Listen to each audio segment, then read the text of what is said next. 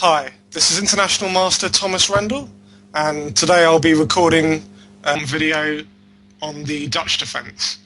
Now, the Dutch Defence is a black opening against 1d4 where black plays pawn to f5 on the first move. This is known as a very aggressive opening. Obviously, the pawn on f5 controls the centre, and black aims to first stick this pawn here and then develop a knight, say, to f6, and in the Leningrad variation, black follows this up by fianchetting on the king side and castling king side. In many ways, it's quite similar to the King's Indian defence, where black plays knight to f6 in this position, and then g6 and bishop g7, and then often follows up later by moving the knight away and playing f5 later on. So, if anything else, it's sort of it's like trying to get a King's Indian defence, but with an extra tempo. And in this first video that I'm going to do, it's mainly going to be from the black point of view, and we're going to have a look at the main line here. Okay, so the main line goes knight f3, knight f6 here. You can reach the main line via lots of different move orders. White can play 2c4 and knight c3, but I'm going to get to the main line position. Okay, both sides are fianchetting king side and castling king side. White puts a pawn in the centre with 6c4, d6, knight c3. And here we have the main line position of the Leningrad Dutch. And here there are many different ideas for black. The most popular of which is to go queen to e8 here. The idea is to support a break in the centre with pawn to e5, and also perhaps to swing it over to the king side after h6, g5, perhaps the queen swinging over to h5. The most solid move in this position is pawn to c6. But personally I don't think this is really in the spirit of the Leningrad Dutch, as after something like d5, e5, white can take this en passant, d takes e6, bishop takes e6, and although black is very, very solid here, white has slight pressure against the pawn on d6, and I think has a very small advantage. So the move that I'm going to concentrate on today is in fact 7 knight c6. And the main theme for this game, for this video, will be my very recent game where I was playing black against a player from Iceland, Páll Þórinsson, rated about 2260. Okay, the idea behind knight c6 is to support this pawn break e7 to e5. And as a general rule in the Dutch, if black successfully manages to get pawns on f5 and e5, he's doing very comfortably here. So, for example, rook b1 is a move, but after e5, pawn takes e5, pawn takes e5, these pawns on e5 and f5 give black a good game. Okay, white can swap queens on d8 here, but it leads to either a pretty equal position or even maybe a slight edge for black. So throughout the years after 7 knight c6, one move has been shown to be very, very critical here, and that's pawn to d5. So obviously this immediately puts the knight on c6 under pressure and asks the question, where's it going to go? Well, obviously it doesn't want to go back to b8, that would be very passive. So the main alternatives here are knight to e5 or knight to a5. I used to play knight to e5 quite a lot, in fact. And the main line here goes takes on e5, d takes e5, and white has a couple of alternatives here. Pawn to e4 is very popular, and then after pawn to f4, black is trying to get a big kingside attack by going g5 and maybe queen e8 and over to h5 again here. And in this position, the critical line is g takes f4, e takes f4, pawn up to e5, knight comes to g4, and here pawn to e6. And okay, at first glances, this position looks terrible for black because of this bishop on c8 being blocked in by this pawn chain of pawns on e6, d5 and c4. But in actual fact, after knight to e5 here, black is threatening to win this pawn on c4 and also threatening to push the pawn forward on f4 to f3. So black actually has excellent play in this position, and I've played this particular position with reasonable results as black. However, my slight problem with knight to e5, if we go back a few moves, is instead of going e4 on move 10, after knight takes e5, d takes e5, white can play a move like queen to b3, with the idea of playing something like c5, opening up the diagonal to the king on g8, and following up with rook d1. And these pawns on c5 and d5 give white very dangerous play. Although it has to be said that strong world-class American grandmaster Nakamura has played this line as black and has achieved quite reasonable results. But my overriding feeling is that white's slightly better. So in recent years, when I've been facing pawn to d5 here, I've been playing the knight over to a5 instead. Okay, at the moment the knight is slightly misplaced on the side of the board almost, and it doesn't have many squares it can go to. But it does threaten the pawn on c4. Okay, in this game against 𝐎𝐻𝐻𝐻𝐻, white played knight to d2 to defend the pawn. There are alternatives here. Queen d3 is a reasonable move, and here I think black should play pawn to e5, again trying to establish this big centre. And after d takes e6, taking en passant, bishop takes e6, putting pressure on c4. White plays b3 to defend the pawn, and the knight can now retreat back to c6, where it exerts some control over the centre of the board. Also, this bishop on g7 is very well placed, and black is threatening to play knight e4, utilising the strength of the bishop down the long diagonal from g7 down to a1. Over the years, against knight a5, white's most popular choice has been queen to a4, and theory for a long time has been saying that white has some advantage here, but I don't believe that to be the case. For example, pawn to c5 is the main move here, and white really has to take that off, otherwise black's going to go bishop d7 and hit the queen on a4 here, so d takes c6. But now after knight takes c6, I believe black is doing fine. White normally plays rook to d1 here, and black has what I believe to be a pleasant choice. The line queen b6 I believe to be completely equal here. For example, I've played this against Grandmaster Peter Wells from England, and he played knight d5, and after knight takes d5, c takes d5, I played queen b4. And the best white has here is to swap the queens off. Queen takes b4, knight takes b4, and because of this bishop again being a great piece down, attacking down to the pawn on b2, black also has this idea of going bishop d7 and putting a rook on c8. I think black is absolutely fine here, and in fact the game was drawn a couple of moves later. Black also has a much more aggressive move he can play.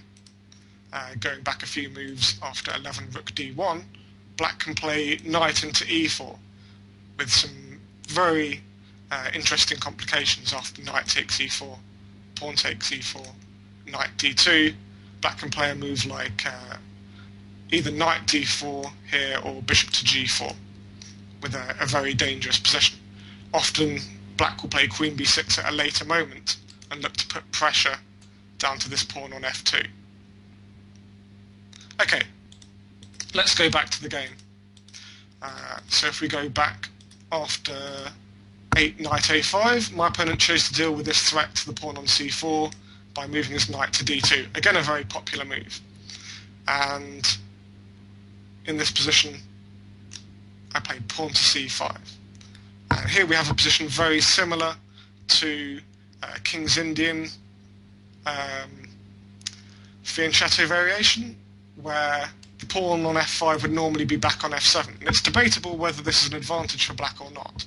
On the plus side, this pawn on f5 gives black added control over the centre, and also may facilitate a kingside attack at a later moment, but it has to be said it does give away this slightly weak square on e6.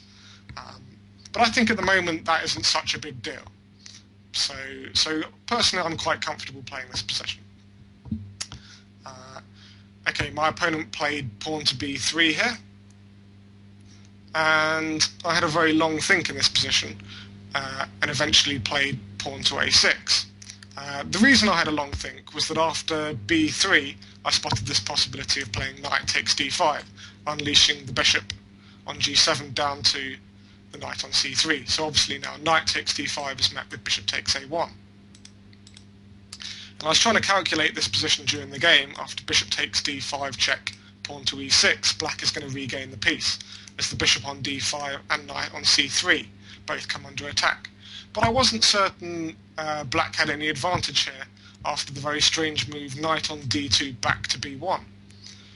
For example, okay, I have to take the bishop on d5 off now, queen takes d5 check, and after king h8, bishop f4, now my pawn on d6 comes under attack. So after a lot of thought I decided it wasn't worth playing this variation, which is a shame because on principle I'd quite like to win his bishop on g2. Obviously once white has fianchettoed kingside, it's a disadvantage for him to give up this bishop that's doing a very useful job protecting the king on g1 for one of my knights. But okay, I decided that it was more sensible to play pawn to a6 here, and in this position my opponent played rook to b1, and after bishop d7, now he played pawn to a3. Okay, white's idea is to try and support a pawn to b4 advance in this position, so to prevent that I put my queen on c7. Now b4 would be met with c takes b4, and my queen and knight are both attacking the pawn on c4 here. So obviously white couldn't play that move and simply played bishop to b2. Here I played pawn to b5, and now we see the point in this variation that the knight on a5 isn't so badly placed after all. In fact, it's helping black's queenside play. Black's starting to play b takes c4 in some positions, and follow up with rook a to b8 and attacking in the centre of the board. My opponent had a little bit of a think here and decided it was time to attack in the centre with pawn to e4. Normally black is very reluctant to leave the pawn on e4 in these positions, because if white manages to get a big pawn centre, often he's got a very good position. And one of the thematic ways of reacting to pawn to e4 in the Dutch defence is often with a pawn sacrifice, pawn to f4. And in this position it could be very dangerous for white. For example, g takes f4, knight to h5. And black's threatening to recapture on f4 in the next move with knight takes f4, and the knight comes to a strong attacking square. However, the main reason I didn't play f4 in this game was I wasn't certain that white had to capture on f4 here. Instead, after a move like knight to e2, it's not clear how black should continue. Black doesn't really want to take on g3, as after h takes g3, black has lost one of his main attacking pieces, his f-pawn. And without this pawn to act as a battering ram to attack white's kingside, it's very difficult indeed for black to get an attack. So I didn't play pawn to f4 in this position. But I didn't see any threat that my opponent had after e4, so I calmly played rook to b8 here. And I was hoping to follow up with a move like rook to b7, followed by bishop b takes c4, and swing the other rook over to b8. Now, my opponent slightly surprised me here by taking on b5, but I suspect that the problem he had here was that he wasn't really certain what plan white should try and adopt here. I guess probably the best move for white is queen to c2. But again, I was just going to play rook to b7. And there's a real question here, what actually is white doing? Taking on f5 probably isn't going to be a very good move, because bishop takes f5, the bishop's going to be a very strong piece on the f5 to b1 diagonal. So I think if anything, black is already slightly better here. But my opponent was very uncomfortable with the pressure on the pawn on c4 and played c takes b5. But I think it was a mistake here, as after a takes b5, these two pawns give me a lot of control over the centre. My opponent's idea was to follow up with 16b4 here, which he played. And after c takes b4, a takes b4. The problem for him here is after knight c4, I think black just has a very comfortable position. I believe my opponent's first intention was to play knight takes c4 here, but here he realised that I would recapture with the queen takes c4, and now I'm attacking both the pawn on e4 and the pawn on b4, and it's very difficult for white to cover both of these pawns. For example, e takes f5, bishop takes f5, I'm hitting both the rook on b1 and the pawn on b4, so the pawn on b4 will drop. If white defends the pawn on e4 with rook e1, then I can simply take this pawn on b4. Obviously it's not ideal that the queen is opposite the rook on b1, but I wasn't too afraid of this, because obviously the only discovered attack that the bishop on b2 has that doesn't drop the knight on c3 is retreating back to a1, and then simply a move like queen to c5, and black simply a pawn up for nothing at all here. So going back after knight c4, my opponent realised that knight takes c4 would probably just lose this pawn on b4. So here he instead found that the best move was to drop the bishop back to a1. And now we reach a very interesting position. My feeling at the time was that black stood slightly better. This knight on c4 was very well placed. White is reluctant to take it, as black is often going to recapture with the b pawn, getting quite a strong pass pawn on the c file. But the question remains, what is black's plan in this position? Well, there are a number of interesting moves. One move I considered here was rook to a8, but I wasn't certain what the follow-up would be. So I started casting my eye around, as Dutch players often do here, for ways to increase the pressure on the king side. And in the end, I decided to play knight to g4. Now, this knight move has a couple of ideas in mind. Firstly, it may simply be rerouting to the centre of the board into e5, and then perhaps to d3 later. But also, it's keeping an eye on this weak point of f2. Because black has a pawn on f5, obviously at some moment I may play either f takes e4 or pawn up to f4 and open up this line for the rook on f8 down to f2. If I combine this with, say, placing my queen on this long diagonal on a7 or b6 down to f2, you can see that I can actually get quite a lot of pressure on this pawn on f2. So already this position is very difficult for white. One move he's got is knight takes c4, but b takes c4 would just be strong here. The pawn on b4 is weak, the pawn on c4 is dangerously strong, and in fact it supports my knight coming into the very strong central outpost d3. So my opponent sought to release the tension by taking the pawn on f5 here. I recaptured with the bishop, attacking the rook on b1, which now came to c1. And again, I thought that black should be doing very well in this position. I had a look at a number of interesting moves here. One move I looked at was the slightly speculative knight takes f2.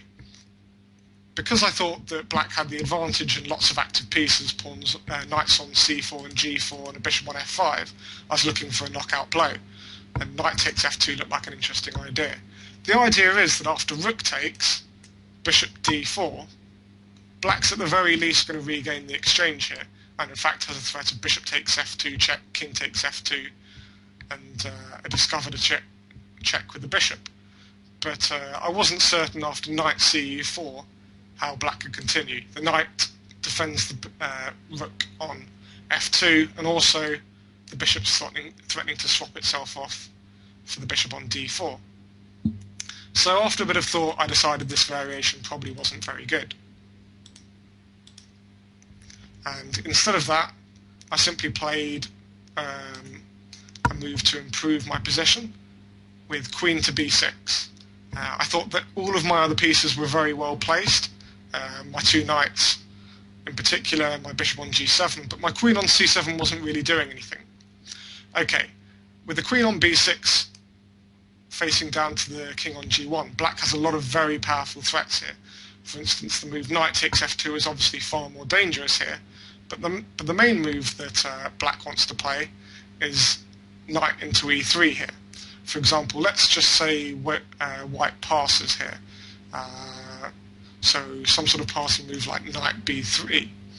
Now, black can simply play a knight into e3, forking the queen and rook, and after pawn takes e3, knight takes e3. Again, this fork exists, but this time when black takes off one of the pieces, it's going to be check, discovered check from the queen on b6.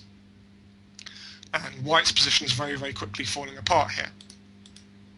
So with knight e3 being a really big threat, my opponent decided that it was time to remove this really pesky knight on c4. So knight takes c4, pawn takes c4. And okay, now this pawn on b4 is under attack, and the pawn on c4 is a strong passed pawn. White has no way to defend the pawn on b4 directly, so he tried knight to a4 here, which I think is the best move. Now his idea is, if I simply take the pawn on b4, he wants to swap on g7 and give a check, queen d4 check, hitting the king on g7 and following up with rook takes c4 on the next move, regaining the pawn. So going back, I've had a look at this position with the computer, and it believes that black's best move here was to simply play queen to a6, defending the pawn on c4, and looking to go rook takes b4 on the next go. However, instead of this, I was feeling in a very aggressive mood and simply put my queen back on a7, where it still is looking down to the pawn on f2 here. Okay, white swaps off my strong bishop on g7, bishop takes g7, king takes g7, and now takes the pawn off on c4. So white's temporarily a pawn up here, and it looks like he has a reasonably solid position still, but in fact this game only lasts a couple moves longer. One thing that white has to be very concerned about is this knight on a4 was misplaced on the side of the board and only defended by the queen on d1. Also, as we've seen in a number of variations, black has a lot of tactics based around the weakness of the pawn on f2. Here I played knight to e5, hitting the rook on c4, and already I think white is in some trouble here. For example, if the rook swings to f4, I can play g5, hitting the rook, and the rook has no reasonable square to go to.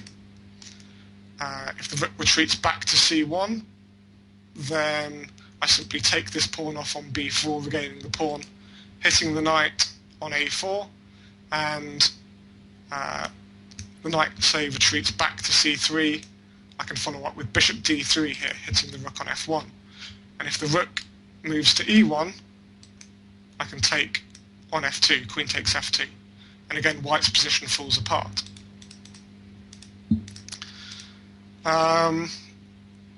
Okay, we're going to come back to this position in just a second. I'm going to show you the end of the game. Here my opponent blundered under a lot of pressure and played rook to d4. And if you want to, you can have a go at pausing your video and see if you can find the winning tactic for black here. I'll just give you a second for that. Okay, the theme in this position is that the queen on d1 is overworked. It's the only piece that's defending the rook on d1 and the knight on a4. So here I played bishop to c2, and this pretty much wins on the spot.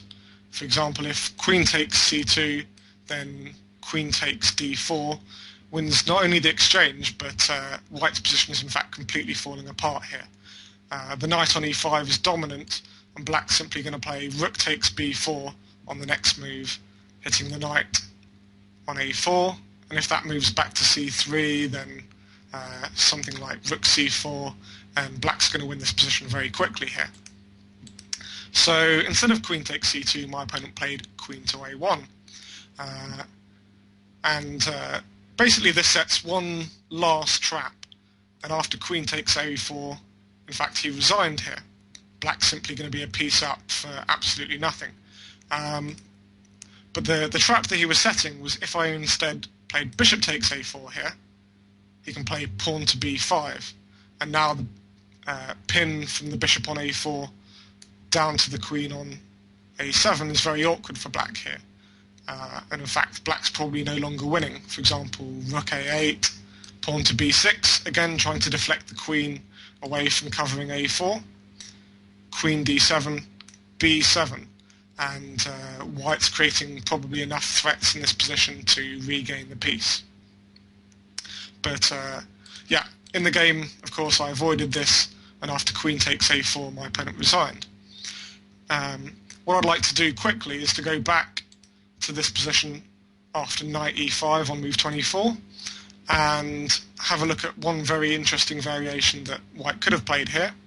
The move I was expecting after knight e5 was queen to d4, and the idea is that now if I take the knight on a4, white plays pawn to f4.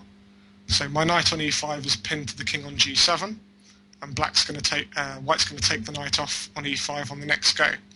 However, here I think black is still winning due to some very nice tactics here, starting off with bishop to d3, forking the rook on c4 and rook on f1. In order to not just be a piece down here, white really has to take on e5. And now I think the simplest way for black to play this position is simply with rook takes f1 check, bishop takes f1, and bishop takes c4. White can give a quick discovered check with e takes d6 check, with the queen attacking the king on g7. But after king g8, I think black is just winning here. For example, queen takes c4, e takes d6. Black's going to take on b4 on the next go, and the ending should be reasonably comfortable for black, being the exchange up. Okay, that pretty much wraps up this video for black on the Leningrad Dutch. 1d4 players shouldn't be despairing though, because in my next video I'm going to be looking at an interesting sideline that white can play against the Dutch defence in order to avoid some of these critical mainline positions. Okay, I hope very much you enjoyed the video, and I'll see you again soon.